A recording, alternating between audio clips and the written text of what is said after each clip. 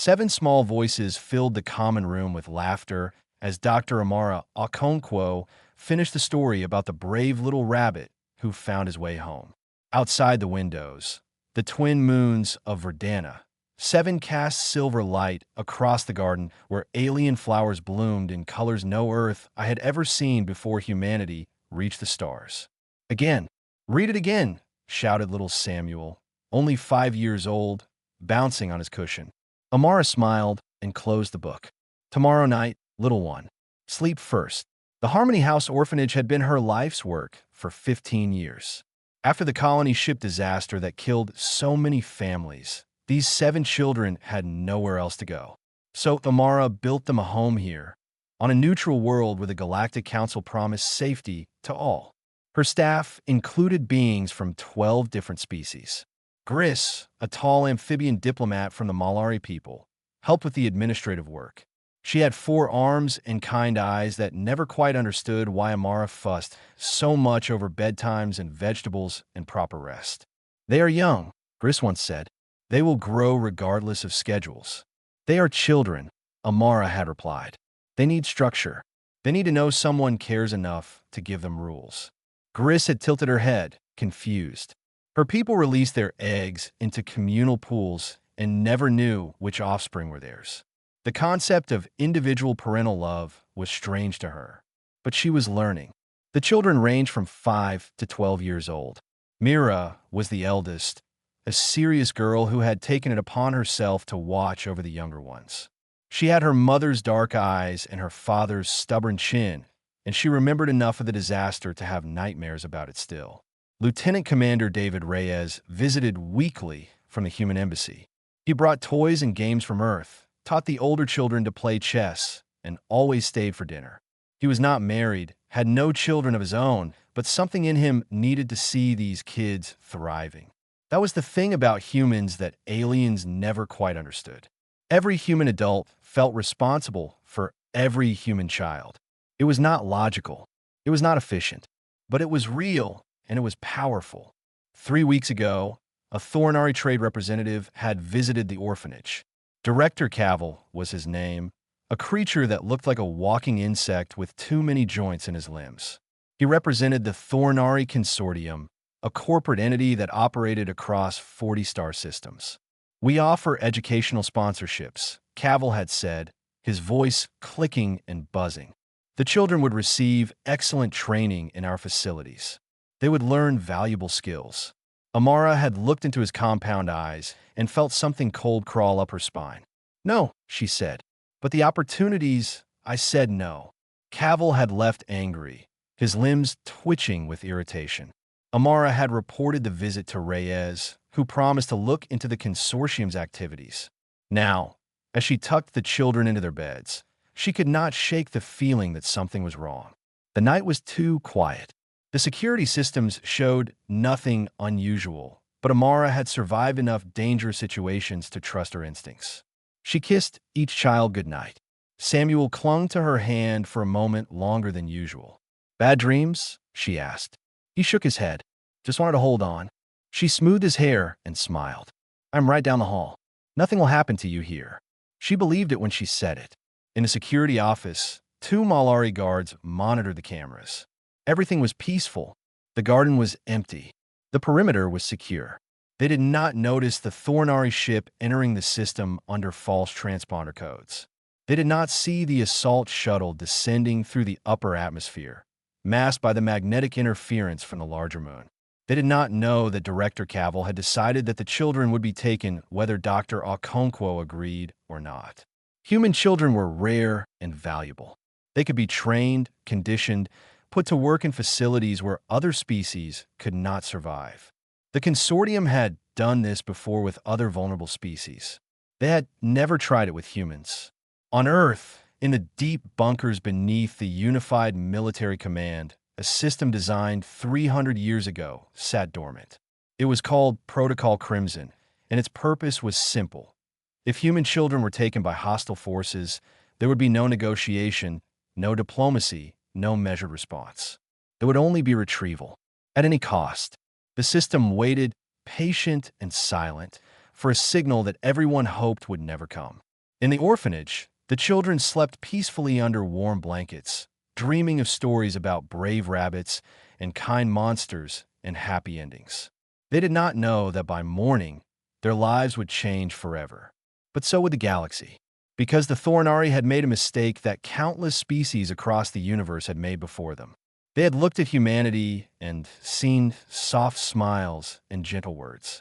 They had seen a species that preferred trade to war, that built orphanages on neutral worlds, that read bedtime stories to children who were not even their own. They thought this meant humans were weak. They thought this meant humans could be pushed. They were wrong. The lights died at exactly 3 in the morning. Mira woke instantly, her heart pounding. She had learned to sleep lightly after the colony disaster, and darkness meant danger. She slipped out of bed and moved to the window, pressing her face against the cold glass. Shadows moved in the garden. Too many shadows. Too fast. She ran down the hallway, past the other bedrooms, bare feet slapping against the floor. She burst into Dr. Okonkwo's room and shook her awake. "Someone is coming," Mira whispered. "Bad people." Amara did not question the child. She grabbed her emergency communicator and hit the distress beacon, then pulled Mira close. "Get the others. The safe room. Now." The girl nodded and disappeared into the darkness. Amara moved toward the security office, but she never made it. The front entrance exploded inward, and armored figures poured through the gap. There were Thornari, their insect bodies wrapped in combat gear, weapons raised. She recognized Director Cavill at the back of the group, watching with cold satisfaction. "The children," he clicked. "Where?" Amara said nothing. A Thornari soldier raised his weapon and fired. The neural stunner hit her in the chest, and the world went white with pain. She collapsed, muscles seizing, unable to move or speak. Through blurred vision, she watched them spread through the building. She heard screaming. The Malari guards tried to fight back, but they were not warriors. 2 of them died in the first 30 seconds, their bodies crumpling to the floor. Gris emerged from her quarters, all 4 arms raised in surrender. "Please," she begged. "They are just children. Whatever you want, we can negotiate." A Thornari soldier struck her across the face, and she fell silent. The children were found one by one. Mira had gotten them to the safe room, but the door was not designed to stop military breaching charges. When it blew open, she stood in front of the younger ones with her arms spread wide. A 12-year-old girl facing down armed soldiers. "You will not hurt them," she said, voice shaking but firm. The Thornari laughed. It sounded like breaking glass. They took all 7 children. Samuel screamed for Dr. Okonkwo as they carried him away. Mira stayed silent, memorizing every face, every detail, every word spoken in clicking Thornari language. She would remember. Someone would need to know what happened here. The assault shuttle lifted off 12 minutes after the attack began. By the time help arrived, it was already leaving the atmosphere. Lieutenant Commander Reyes reached the orphanage 30 minutes later. He found Amara conscious but barely able to move, surrounded by medical teams.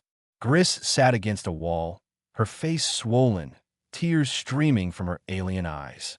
"They took them," Amara said, grabbing his arm with desperate strength. "David, they took my children." He did not correct her. In every way that mattered, those children were hers. "I know," he said. "We tracked the ship. It jumped to hyperspace before we could intercept, then find them." The words were not a request. Reyes nodded and stepped outside to make the call that would change everything. On Earth, the distress beacon had already triggered automated responses. Within minutes, Admiral Nadia Santos was awake and reading the report. Within hours, the Security Council had convened. Within a day, the entire human military was on alert. At the Galactic Council, Human Ambassador Robert Mwangi requested an emergency session. Representatives from 200 species gathered to hear the complaint. 7 human children have been abducted by forces operating under Thornari corporate authority, Mwangi stated. "We demand immediate action." The Thornari representative, a senior official named Counselor Dresk, spread his limbs in a gesture of confusion. "We have no knowledge of this alleged incident. These were clearly independent actors, criminals operating without our sanction. We condemn their actions and will cooperate fully with any investigation. Then return the children. We do not have them. The council debated for 6 hours. Most species expressed sympathy but urged patience. Diplomatic channels should be pursued. An investigation committee should be formed. Perhaps in 6 months, there would be enough evidence to act. Ambassador Mwangi listened to it all in silence. When a vote was called, he stood and spoke words that would echo across the galaxy for centuries. We do not negotiate for our children. We do not wait. We do not forget. And we never, ever forgive. He walked out before the session ended. Aboard the dreadnought Unwavering Purpose, Admiral Santos received confirmation that Protocol Crimson was now active.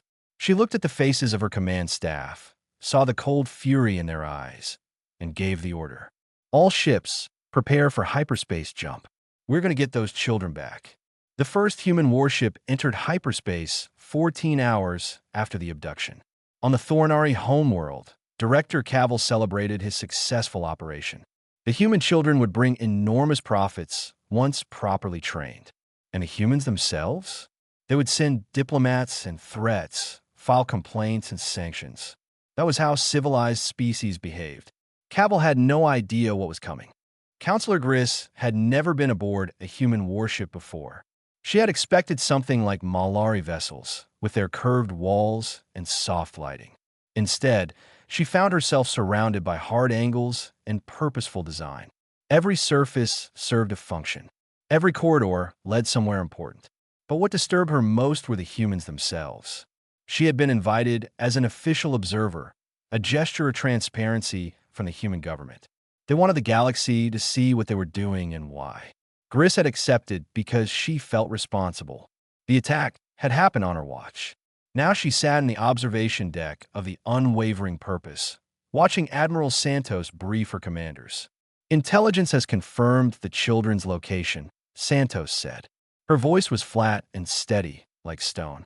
They're being held in a processing facility on Thornari 6, a moon in the outer system. Security is heavy. The facility is designed to break down captives for labor assignment. A hologram appeared showing the facility layout. Guards, weapon placements, entry points. Questions? Santos asked. Rules of engagement? One commander said. Protect the children at all costs. Everyone else is a valid target. Gris felt her stomach turn. She had seen wars before. Her people had fought border conflicts centuries ago. But those have been fought with restraint, with codes of conduct, with respect for surrender. The humans were not planning to accept surrenders. After the briefing, she approached a young ensign named Carlos who had been assigned to assist her. You have not slept, she observed. I have watched the crew rotations. Many of you have been awake for days. Carlos shrugged. We will sleep when the kids are safe. But this level of fatigue affects performance. Surely your commanders, counselor. Carlos turned to face her, and she saw something in his eyes that she did not recognize. Those are children. Human children. Someone's babies. Do you understand what that means to us? They're young members of your species. Valuable for continuation of no. Carlos shook his head. They are not just valuable. They are everything. Every single one of us on this ship would die to save them. Not because we are ordered to, because we cannot do otherwise. It is in our blood. It is in our bones. Those children could belong to any human family, and we would feel the same way.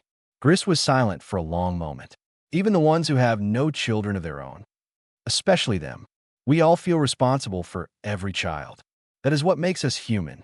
She thought about her own people who raised their young in communal pools and never knew which eggs were theirs. She thought about the Thornari, who viewed offspring as resources to be allocated. She thought about a dozen other species who saw children as future workers or soldiers or breeding stock. None of them understood what she was witnessing now. The human fleet dropped out of hyperspace at the edge of the Thornari system. 47 warships, including 3 dreadnoughts and a carrier group. They did not announce themselves. They did not broadcast demands. They simply advanced. Thornari defense platforms opened fire. The human response was immediate and devastating. Within 6 hours, every orbital defense in the system was debris. The Thornari government finally realized this was not a negotiation. They sent a diplomatic message, offering to discuss terms. Admiral Santos replied with a single sentence: "Return the children unharmed in 1 hour, or we will come down there and take them." Director Cavill, watching from the moon facility, was furious. "They cannot do this. The Galactic Council is not here," his aide replied. "The humans are." On the unwavering purpose, the assault teams prepared. Gris watched them check their weapons, study their briefing materials, and pray. She did not understand human prayers, but she recognized the emotion behind them. A sergeant noticed her watching. "You look confused, counselor." "I am trying to understand your motivation," she admitted. "You do not know these children. They are not your offspring. Why risk your lives?" The sergeant smiled, but there was no warmth in it. "Because they are children. Because they are scared. Because someone has to protect them, and we're the ones who can. That is reason enough." Gris watched the assault shuttles launch, carrying 200 soldiers toward a facility defended by 3 times that number. The humans did not care about the odds. On the planet below, Mira held the younger children close and whispered stories to keep them calm. She told them about Dr. Okonkwo and the orphanage.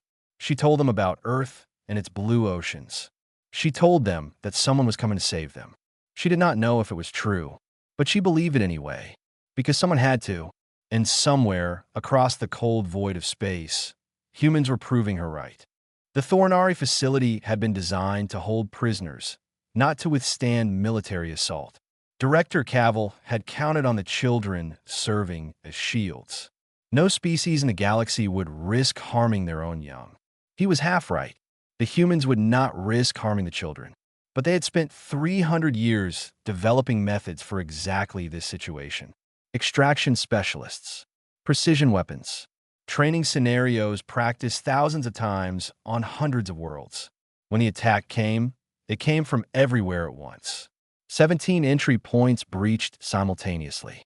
The facility's internal communications went dark as human electronic warfare systems took control. Security cameras showed nothing but static. Automated defenses fired at shadows that were not there. And then the humans arrived. Sergeant Rosa Delgado led her team through the Eastern Maintenance Corridor. She had memorized the face of every child, their medical histories, their favorite foods, the names of the stuffed animals they had lost in the attack. They were not just mission objectives. They were real children who needed to be brought home. Her team moved in perfect silence, clearing rooms one by one. Thornari guards fell before they could raise alarms. Some tried to surrender. The humans accepted those surrenders, binding them and moving on. They were soldiers, not murderers, but there was no hesitation in their movements, no mercy in their eyes. In the central holding area, Mira heard the gunfire getting closer. She gathered the younger children behind her, placing herself between them and the door. If the Thornari decided to eliminate their hostages rather than lose them, she would be the first to face it. She was 12 years old, and she was prepared to die for children she had only known for a few years. That was what Dr. Okonkwo had taught her. That was what being human meant. The door exploded inward, and Mira screamed, throwing herself forward. Strong arms caught her. A voice spoke in accented English. "Easy, little one. We are here. You are safe now." She looked up into the face of a human soldier, a woman with dark skin and kind eyes behind her tactical visor. "My name is Rosa," the soldier said. "Dr. Okonkwo sent us. We're taking you home." Mira burst into tears. The other children were found one by one. Each team reported success. Samuel was discovered in a processing center, moments away from being assigned to a labor camp. The soldier who found him, a young man named James, carried him out in his arms while humming a lullaby he remembered from his own childhood. Samuel clung to him and did not let go until they reached the shuttle. Director Cavill tried to escape in the confusion. He made it as far as the landing pad before he found himself surrounded by human soldiers. They did not shoot him. "You are coming with us," the squad leader said. "For what? A trial? Your weak human justice." Cavill's voice clicked with contempt. "For justice," the soldier agreed. "But there is nothing weak about it. Every Thornari who had participated in the abduction was identified through security footage. Every guard who had touched the children, every official who had signed orders. They were captured and restrained, their fate left to the courts. The facility itself was demolished, not by bombs or missiles, but by controlled explosive charges that left nothing but rubble. A message to anyone who might consider repeating the Thornari's mistake. The Galactic Council sent urgent communications demanding the human forces stand down. Ambassador Mwangi's response was transmitted across all channels. When you can look at a child and feel what we feel, then you may lecture us on proportionality. Until then, stay out of our way. Counselor Griss watched the children being loaded onto medical shuttles. They were thin and frightened, but alive. Human medics treated them with a gentleness that seemed at odds with the violence she had witnessed minutes earlier. "I do not understand," she said to Carlos, who stood beside her. "What part?" "All of it. Your species can be so kind and so terrible at the same time." Carlos watched the shuttles lift off. "That is because they're the same thing. The kindness and the violence come from the same place. We love our children. We protect what we love. And we destroy anything that threatens it. There is no contradiction." Griss thought about her own people's history. Their careful, measured responses to threats. Their willingness to negotiate, to compromise, to accept losses rather than escalate. Suddenly, that history seemed very cold. On the medical ship, Dr. Okonkwo was waiting. She had refused to stay behind, forcing her way onto a transport despite her injuries. When the children arrived, she was there to meet them. Samuel ran into her arms, crying. Mira followed, then the others. 7 small bodies pressed against her, 7 voices calling her name. She held them all and wept. "I told you," she whispered. "I told you someone would come." And for the first time in her life, she understood that she had spoken for all of humanity. The courtroom on Crossroads Station was built to hold thousands. Every seat was filled. Every camera was rolling. Every species in the known galaxy was watching. 47 defendants sat in the secured area, their limbs restrained by energy fields. Director Cavill was in the front row, his compound eyes scanning the crowd with barely concealed contempt. The trial had taken 3 months to organize. Human legal experts worked alongside alien advisors to ensure fairness. Evidence was gathered, verified, and cataloged. Witnesses were interviewed. The children gave their testimonies through recorded statements, sparing them the trauma of facing their captors. Prosecutor Angela Ferreira rose to deliver her opening statement. She was a small woman with gray hair and a voice that filled the room without effort. "This court has been asked to determine guilt or innocence in the matter of 7 human children who were taken from their home by force," she began. "But before we examine the evidence, I want to address something the defense will surely raise." She turned to face the defendants. They will say that Thornari culture does not recognize individual child rights. They will argue that their actions were legal under their own laws. They will claim that they cannot be held accountable for following their own traditions. She paused, letting the words hang in the air. "I reject this argument. Not because human law is superior to Thornari law. Not because we have the power to impose our will. I reject it because some things are universal. Some things exist beyond culture and tradition and legal codes." She pressed a button, and images appeared on every screen in the courtroom. 7 faces. 7 children. Eyes filled with fear. "Children are sacred," Ferreira said quietly. "Every species that achieves sentience learns this truth eventually. The young are not resources to be exploited. They are not labor to be harvested. They are the future, and they deserve protection." She walked toward the defendants. The Thornari knew this. Director Cavill specifically targeted human children because he understood their value. He knew what he was taking. He knew the harm it would cause. His own internal communications make this clear. Documents appeared on the screens. Cavill's own words, translated into a dozen languages. He wrote, and I quote, "The human attachment to offspring is a weakness to exploit. They will pay any price for return. If not, the children will serve our purposes." The courtroom was silent. This was not a cultural misunderstanding, Ferreira continued. This was predation. This was evil. and this court will ensure that justice is done.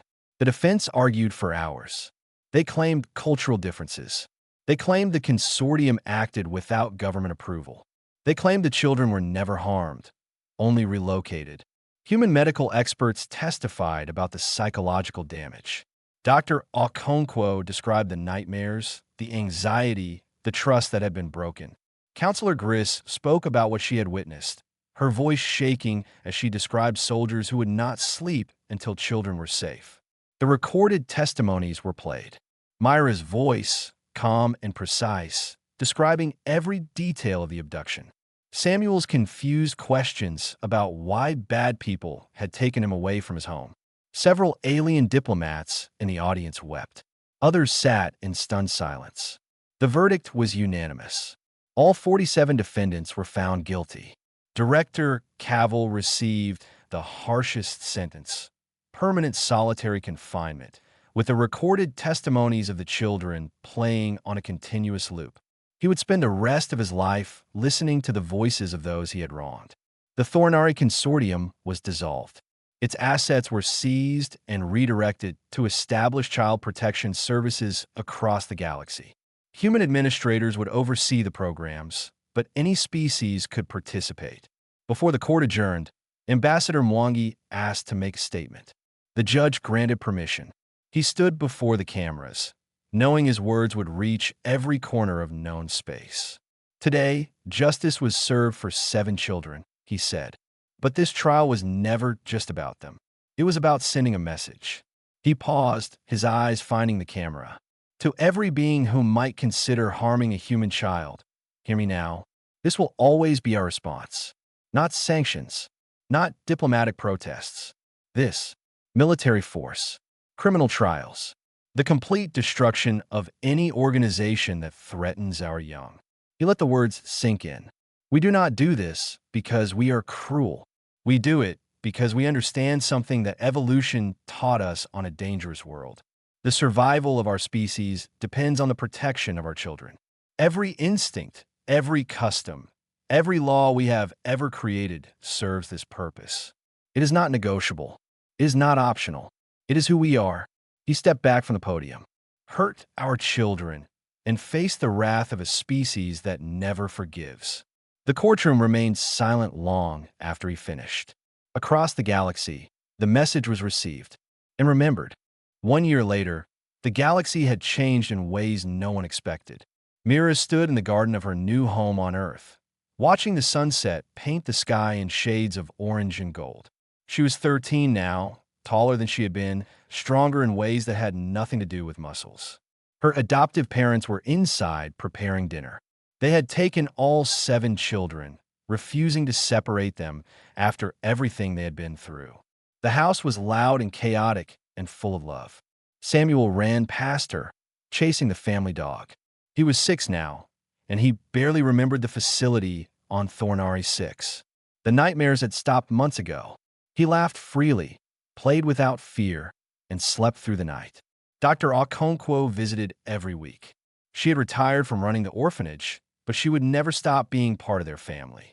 She brought books and games and endless patience for children who still needed extra care. Across the galaxy, the ripples of what had happened continued to spread. The Galactic Council had established an Office of Juvenile Protection, staffed primarily by humans. 17 species had requested advisors to help reform their child welfare systems. The Malari had undergone their first cultural revolution in 10,000 years, implementing individual care for their young instead of communal pools. Counselor Gris led that revolution. She had returned to her homeworld with a simple message: we have been wrong. She showed them recordings from human schools and hospitals and homes. She showed them children who knew their parents, who felt protected, who grew up knowing they were valued. This is what we could have, she told her government. This is what we must become. Human warships now patrolled sectors where vulnerable populations lived. They called themselves the Guardian Fleet, and their presence was enough to discourage most threats. Other species contributed ships and resources, but humans led. The sight of a human vessel had become synonymous with safety. On Earth, educational materials were translated into hundreds of alien languages. Human children's books, songs, and games spread across the galaxy. Species that had never understood the concept of bedtime stories began reading to their young. Not because it was efficient, because it was right. Ambassador Mwangi had retired after his famous speech, but his words were still quoted in schools and parliaments across known space. His face appeared on memorials and monuments, though he insisted he had done nothing special. "I only said what every human parent knows," he told reporters. The rest of the galaxy just needed to hear it. Lieutenant Commander Reyes had been promoted to captain. He still visited Mira and the other children whenever his duties allowed. He had watched them grow from frightened survivors into confident young people, and he could not imagine a greater honor. The soldiers who had conducted the rescue were decorated as heroes. Sergeant Delgado received the Medal of Valor for her actions in extracting the children. She kept the medal in a drawer and never spoke about what she had done. "They were just kids," she said when asked. "Anyone would have done the same." But that was not true. The galaxy had learned that only humans would do what they did. Only humans felt that burning need to protect the young with such absolute intensity. At a diplomatic reception on Crossroad Station, a young alien official made a joke about human overprotectiveness. He was new to his post and did not understand the silence that followed his words. A senior Malari diplomat, old enough to have witnessed the events firsthand, took him aside. "Let me tell you something, young one," she said. Her voice was quiet, but everyone in the room could hear. "In all my centuries of service, I have seen empires rise and fall. I have seen species go extinct. I have seen horrors beyond your imagination." She leaned closer. "But I have never seen anything as terrifying as a human who believes a child is in danger. They do not negotiate. They do not forgive. They do not forget. And they will burn the galaxy to ash before they let harm come to their young." She placed a gentle hand on his shoulder. "Remember this. Live by this. Never test it." The young diplomat did not make jokes about humans again. In her garden on Earth, Mira watched the stars come out one by one.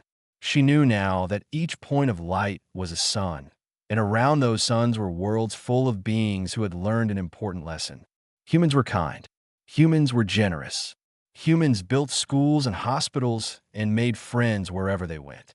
But touch their children, and you would discover why every predator on their homeworld learned to fear them. Why they rose to dominate their planet. Why, despite their soft smiles, they were the most dangerous species the universe had ever known. Not because of their weapons, not because of their numbers, but because of their love. And love, as the galaxy had learned, could be more terrible than any weapon ever forged. Mira smiled at the stars and went inside for dinner.